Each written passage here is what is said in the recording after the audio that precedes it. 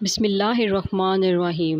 السلام علیکم۔ روزی وائس چینل میں آپ سب کو خوش آمدید۔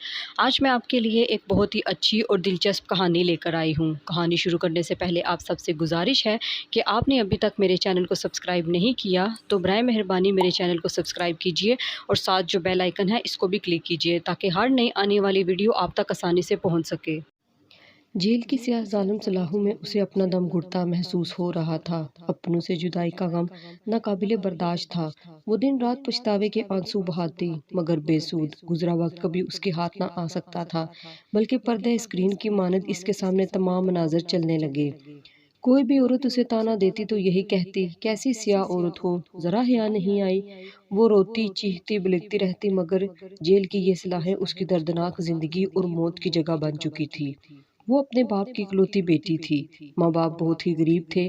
باپ مزدوری کر کے جو بھی کماتا اس سے 2 وقت کی روکی سوکھی کھا لی جاتی تھی۔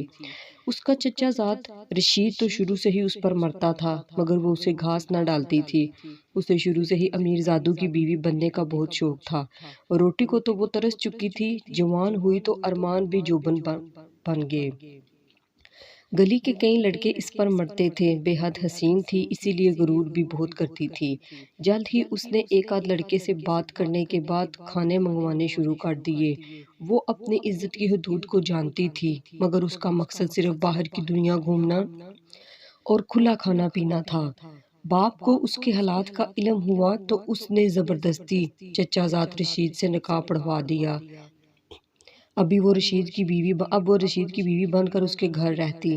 رشید جو کہ سموسوں کی ریڑھی لگاتا تھا، شادی کے شروع میں تو وہ اچھا خاصا کھلاتا رہا مگر آہستہ آہستہ وہی پرانے دن آنے شروع ہو گئے۔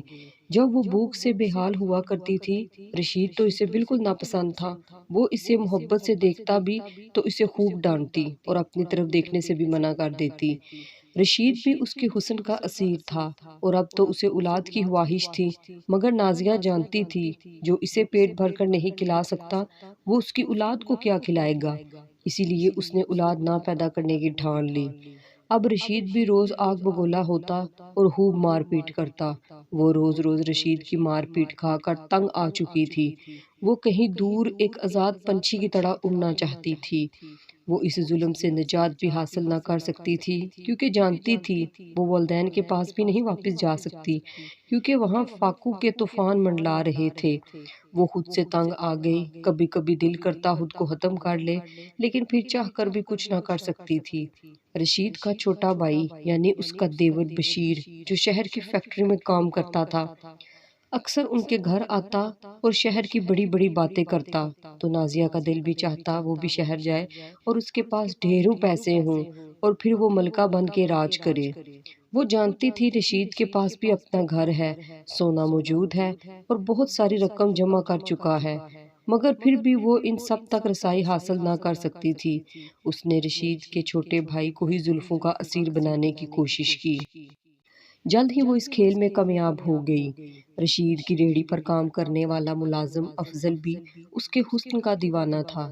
وہ انہی اچھے برے حالاتوں میں زندگی گزار رہی تھی کہ اچانک غم کی ایسی آندھی چلی جو سب خوشیاں اپنے ساتھ بہا لے گئی۔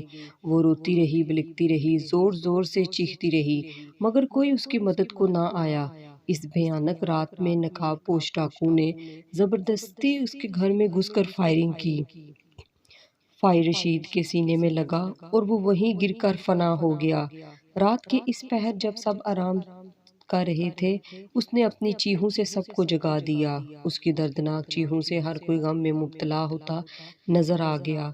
گھر زیور اور باقی پیسے سب اس کے نام ہو گئے۔ وہ سارا دن شوہر کی یاد میں روتی رہتی، پھر جلد ہی شہر چھوڑ کر کہیں دور جا بسی، شاید اپنے خوابوں کے شہر جہاں اسے کوئی روک ٹوک نہ تھی، جہاں وہ اپنی مرضی سے زندگی گزار سکتی تھی، جہاں وہ اپنی مرضی سے اپنے محبوب کی سرگوشی میں جی سکتی تھی۔ لیکن کبھی کبھی چیخ اٹھتی۔ روز رات کو سوتے ہوئے اس کا ضمیر اسے بے چین کر دیتا اور پکارتا مگر پھر وہ خیالات کو جھٹک کر سو جاتی۔ شہر میں آ کر اس نے محبوب کو بھی چھوڑ دیا اور اب وہ نیک کاموں میں ملوث ہو گئی۔ شراب نوشی حسین راتیں اس کی زندگی کا محور بن چکی تھی۔ وہ ان کالے دھندوں میں روز منہ کالا کر کے آتی اور پٹھا کھار کر سو جاتی مگر معاشرے کے سامنے وہ ایسی شریف عورت تھی جس کا سہاگ ظالم دیور نے ہی اجاڑ دیا، جو بیچاری شوہر کے غم میں جگہ جگہ دھکے کھاتی رہتی اور پھر بلاہر بڑے شہر جا کر رہائش اختیار کر لی، جہاں فیکٹری میں کام کر کے 2 وقت کی کھا لیتی۔ مگر حقیقت تو اس کے برعکس تھی۔ وہ اپنی زندگی میں کھل کر جینا چاہتی تھی۔ وہ سب اقدار، روایات اور اصولوں کو بھول کر باغی ہو چکی تھی۔ بڑے سے بڑے جرم بھی اس کے لیے معمولی ہو گئے تھے۔ کبھی کبھی گاؤں چکر لگاتی تو وہی معصوم نازیہ بن جاتی جس کا سب کچھ ایک بھیانک رات میں لٹ گیا تھا۔ پولیس نے اس کے دیور بشیر پر بہت تشدد کیا، پھر بلاخر وہ اسی نتیجے پر پہنچے کہ وہ قاتل نہیں۔ بس اسی دن کے بعد انہوں نے اپنی تفتیش شروع کر دی اور پھر بلاخر وہ اصلی قاتل ان کی گرفت میں آ ہی گیا۔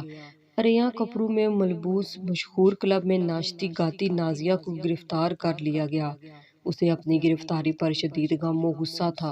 وہ جانتی تھی کہ اس کا یہ راز بھی کوئی نہ جان پائے گا، مگر پھر اس کی گرفتاری نے ثابت کر دیا کہ پولیس آخر پولیس ہے۔ لیڈی انسپکٹر نے اسے خوب پیٹا۔ وہ بار بار اس کے جرم کی داستان پوچھ رہی تھی، مگر نازیہ تھی کہ بس روئی صورت بنا کر یہی کہتی، میں نے کچھ نہیں کیا، میں نے کچھ نہیں کیا۔ روز اسے خوب مار پڑتی۔ آخر جسم کے زخموں کی خاطر تنگ آ کر اس نے حقیقت آشکار کر دی۔ رشید مجھ پر ہمیشہ ظلم کرتا تھا۔ اچھا پیسہ ہونے کے باوجود اچھی روٹی نہ کھلاتا تھا۔ روز مارتا، کبھی کہتا اولاد پیدا کرو۔ میں اس سے اکتا گئی تھی۔ پھر اس کا بھائی شہر سے آیا تو میں نے اسے زلفوں کا اسیر بنایا۔ ادھر رشید کی ریڑھی پر کام کرنے والے افضل کو بھی اپنا دیوانہ بنا لیا۔ افضل کا کچھ بدمعاشوں سے رابطہ تھا۔ میں نے افضل کے ساتھ مل کر اپنے شوہر کو ختم کرنے کا منصوبہ بنایا۔ میں جانتی تھی کہ میرا دیور شراب کا عادی ہے، اکثر شراب پی کر ہمارے ہی گھر آ جاتا ہے۔ اس روز بھی اس نے خوب پی۔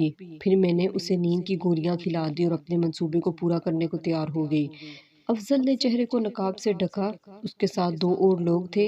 وہ گھر میں داخل ہوئے تو میں نے اچانک شور ڈالا۔ میرا شوہر باہر آیا تو انہوں نے تھوڑی ہی لڑائی کے بعد فائر اس کے سینے پر مارا۔ میں وہیں پھوٹ پھوٹ کر رونے لگی، اپنے کپڑے بھی پھاڑنے لگی۔ پھر افضل کی اسی پستول کو بشیر کے ہاتھ میں پکڑا کر اسے صحن میں لٹا دیا اور میں نے پولیس کو یہی بیان دیا کہ یہ ظالم میری عزت لوٹنا چاہتا تھا اور میری عزت کے رکھوالے میرے ہی شوہر کو اپنے سگے بھائی کی موت کی نیند سلا دیا اور صدمے سے بے ہوش ہو گیا۔ میں افضل کے ساتھ کئی دن شہر رہی۔ اس نے مجھ سے بے وفائی کی تو میں نے اسے چھوڑ کر نشہ شروع کر دیا۔ میں نے اپنے آپ کو باغی کرنا چاہا۔ میں اپنی مرضی سے جینا چاہتی تھی، مگر ان سب میں غلط، صحیح، حرام، حلال، اقدار، روایات سب بھول گئی۔ میں بہت بری عورت ہوں۔